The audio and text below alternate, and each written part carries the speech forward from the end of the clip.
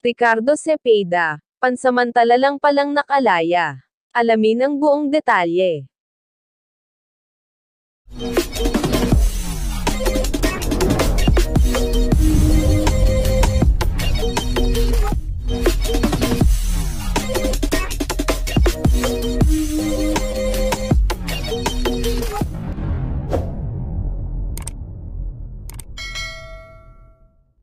Pansamantalang nakalaya na, si Ricardo Cepeda, mula sa pagkakapiit sa Cagayan Provincial Jail, sa Tuguegarao pagkatapos niyang magpiyansa sa kasong estafa. Nakalaya na ang veteranong aktor makalipas ang 11 buwang pagkakakulong.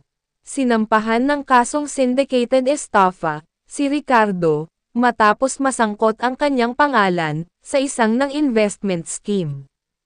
Nadawat ang pangalan niya, sa syndicated estafa ng mga investors ng isang kumpanya, kung saan siya dating brand ambassador. Inaresto ang aktor ng mga pulis noong October 7, 2023 sa Caloocan City, sa bisa ng warrant of arrest na inilabas ni Judge Gemma Bucayo Madrid, ng Regional Trial Court, Branch 12 ng Sanchez Mira, Cagayan. Mariing pinabulaanan ni Ricardo ang lahat ng akusasyon laban sa kanya. Ayon sa aktor, ay wala siyang kasalanan. Endorser lamang daw siya ng inirereklamong kumpanya. Kinumpirma mismo ang pagkakalaya ng aktor, ng partner niyang si Marina Benepayo na aktres at dating model. Halos 1 taon ding nakulong ang aktor. Ngayong pansamantalang nakalaya na si Ricardo, handa raw itong magpa-interview, at hindi iiwas sa media. Sa pagkakalaya ni Ricardo Cepeda, ay nag-post ang kapwa kasamahan nito sa showbiz industry na si Nadia Montenegro.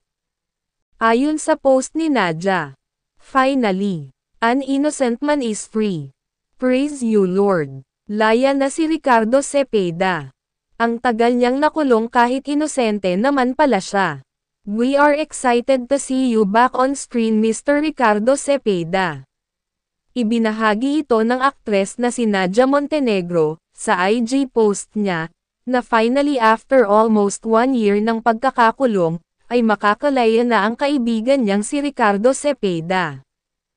Ano ang masasabi nyo dito mga ka-chismokes? Just comment down below, please don't forget to click like and subscribe, para updated kayo sa mga showbiz at entertainment happenings.